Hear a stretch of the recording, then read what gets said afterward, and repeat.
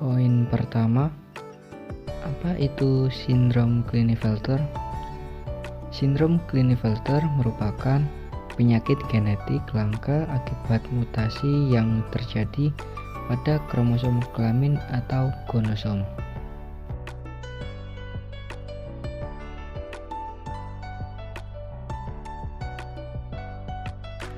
Sindrom Klinefelter, gen yang mengalami mutasi, kondisi di mana seorang laki-laki memiliki salinan kromosom X ekstra. Harus diketahui dulu laki-laki tersebut kromosomnya adalah XY. Namun pada sindrom Klinefelter ini terdapat salinan kromosom XX terakhir, sehingga akibatnya kromosomnya menjadi execution. Sindrom Klinefelter dengan kromosom 44A plus XXY.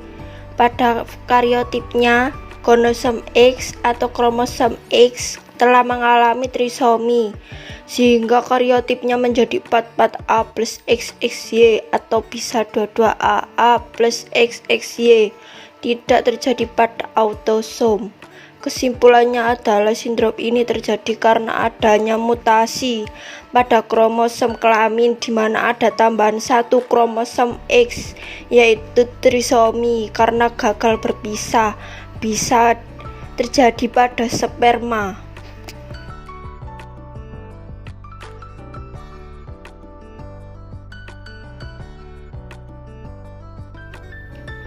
Poin ketiga yaitu penyebab dari sindrom Klinefelter.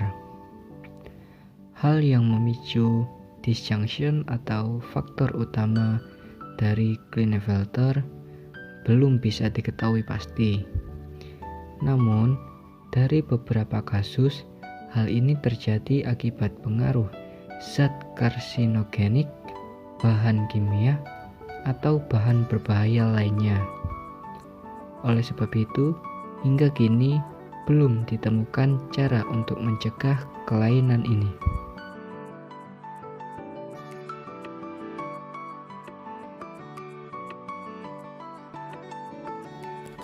Poin selanjutnya, poin keempat adalah gejala yang ditimbulkan dari penyakit sindrom Klinefelter ini. Ada dua tipe gejala, yaitu gejala fisik yang tampak dan gejala non-fisik yang tidak tampak.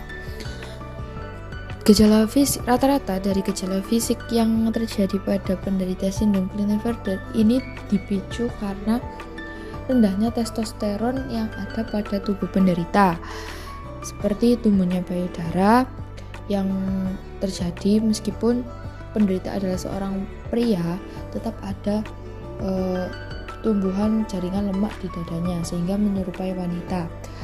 Pertumbuhan lemak yang berlebih ini juga diakibatkan oleh rendahnya testosteron dalam tubuh.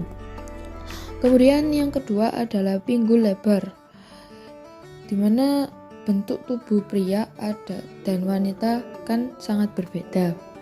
Nah, bentuk pinggul lebar itu merupakan ciri fisik yang dimiliki seorang wanita.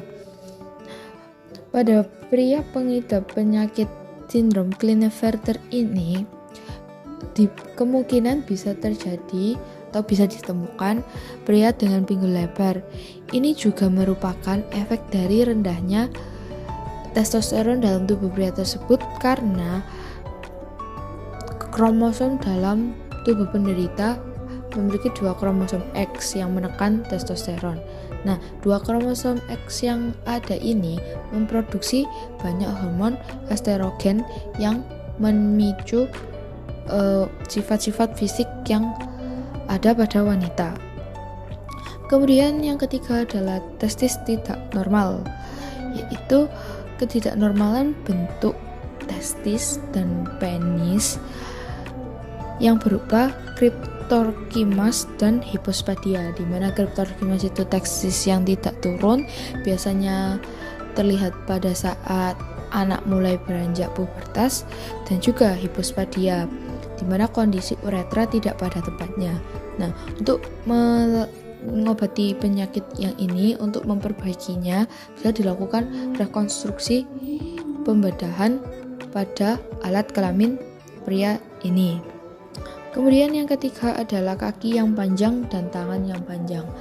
Pada kondisi sindrom Klinefelter, bentuk tubuhnya bisa dibilang cukup normal, namun hanya ada ciri fisik seperti wanita, tapi ada kelebihan yang diderita pada penderita sindrom Klinefelter, yaitu memiliki kaki dan tangan yang agak panjang, sehingga mereka biasanya disebut bongsor. Nah, namun meskipun memiliki kaki dan tangan yang panjang, mereka memiliki tulang yang agak rapuh.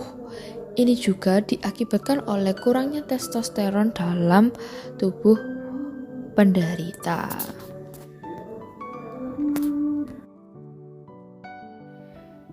Gejala selanjutnya adalah gejala non-fisik. Gejala non-fisik ini terdiri dari 4, yaitu tunawicara, lemah otot, infertilitas, dan gangguan mental. Yang pertama ada tunawicara. Gejala ini biasanya terlihat pada bayi. Jika gejala ini terus dibiarkan, maka dapat menyebabkan tunawicara hingga dewasa. Yang kedua ada lemah otot. Lemah otot adalah keadaan di mana otot kehilangan kekuatan karena sulit berkontraksi. Yang ketiga ada infertilitas. Infertilitas adalah lebihnya satu kromosom X yang menyebabkan terganggunya kestabilan hormon yang membuat produksi sperma berkurang. Dan yang keempat adalah gangguan mental. Beberapa pengidap sindrom ini bisa mengalami shock yang menyebabkan depresi saat mengetahui penyakit yang dideritanya.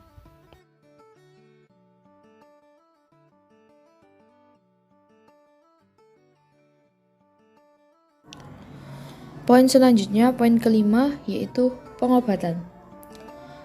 Karena sindrom Klinefelter ini adalah penyakit yang ditimbulkan karena mutasi kromosom, maka dari itu penyakit ini tidak bisa benar-benar disembuhkan. Cara pengobatan yang dilakukan hanyalah upaya untuk meningkatkan kualitas hidup si penderita. Cara pengobatan pertama yaitu terapi testosteron. Terapi testosteron ini adalah terapi yang selalu digunakan oleh para penderita sindrom Klinefelter. Mengapa terapi ini selalu dijalankan oleh penderita sindrom Klinefelter? Sebab pada penderita sindrom Klinefelter mereka memiliki jumlah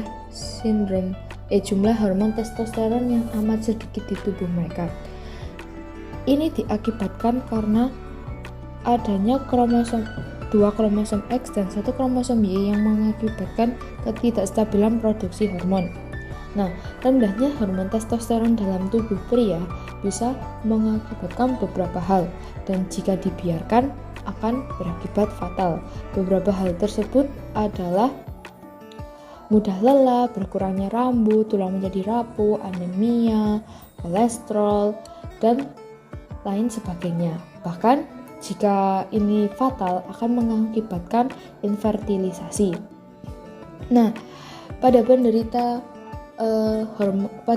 sindrom Klinefelter, rata-rata gejala yang ditimbulkan adalah akibat dari kekurangan testosteron ini. Jadi, terapi testosteron ini adalah cara yang harus dilakukan oleh penderita sindrom Klinefelter. Nah, penderita sindrom Klinefelter harus mendapatkan hormon testosteron secara berkala sesuai dengan dosis mereka agar gejala-gejala yang timbul seperti fisik seperti wanita, sedikit rambut, itu bisa berkurang. Nah, cara pengobatan selanjutnya adalah IGSI atau Intracytoplasmic Sperm Injection. Adalah upaya untuk membantu penderita yang sudah memiliki istri untuk memiliki keturunan. Pada penderita sindrom Klinefelter ini, karena kekurangan hormon testosteron, maka produksi spermanya amat sedikit. Dan apabila mereka memproduksi sperma, Sperma yang mereka hasilkan juga belum tentu baik. Maka dari itu, sangat kecil kemungkinan jika mereka bisa memiliki keturunan dengan cara alami. Oleh karena itu, diperlukan bantuan secara medis atau pembuahan buatan untuk mempermudah mereka memiliki keturunan.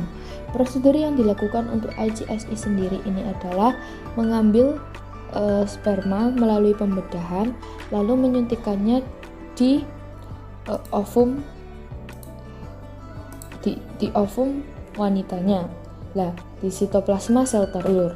Nah, di situ akan dilakukan pembuahan secara buatan. Nah, dengan cara ini akan meningkatkan kemungkinan si penderita memiliki keturunan seperti orang normal. Selanjutnya, pengobatan yang ketiga adalah terapi wicara dan terapi fisik. Nah, terapi wicara ini biasanya dijalani oleh anak bayi atau anak kecil yang sudah mulai menunjukkan gejala yang ditimbulkan oleh sindrom Klinefelter ini. Nah, terapi wicara harus dilakukan agar si penderita tidak mengalami tunawicara hingga besar. Dan terapi fisik biasanya dijalankan atau dilakukan pada orang yang sudah menginjak dewasa atau sudah tua. Nah, lagi-lagi karena kekurangan hormon testosteron, otot di tubuh menjadi lemah dan tidak bisa berkontraksi sesuai dengan tugasnya. Maka dari itu, diperlukan terapi fisik untuk membuat otot terbiasa lagi berkontraksi sesuai dengan apa yang seharusnya. Selanjutnya, pengobatan keempat adalah pengangkatan payudara.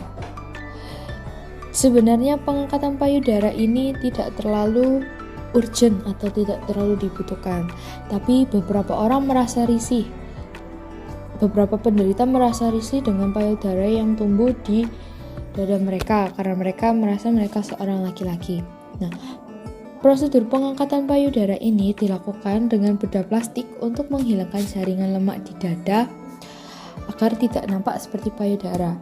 Nah, jika sudah dioperasi atau diangkat payudaranya, akan ada kemungkinan lagi jika akan tumbuh payudara lagi.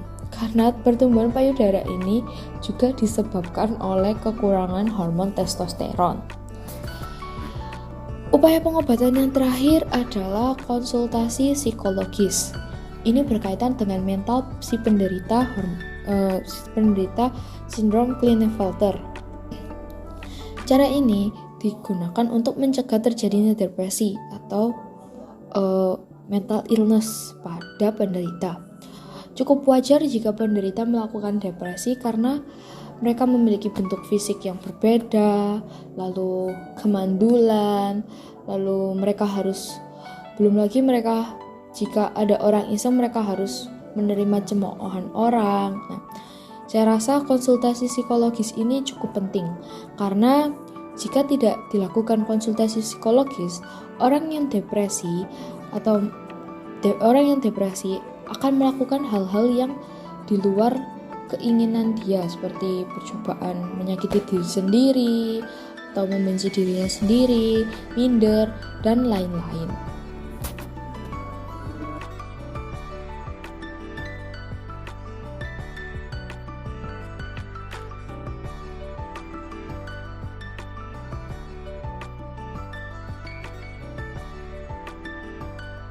Sikap kita saat melihat orang mengidap gangguan Klinefelter. Menyikapi kelainan ini dengan cara tidak membedakan orang-orang yang mengalami sindrom, tidak menertawakan bahwa mengeluarkan kata-kata yang tidak pantas, karena dengan begitu akan membuat orang yang mengalami sindrom Klinefelter akan membuat down secara mental dan tidak percaya diri.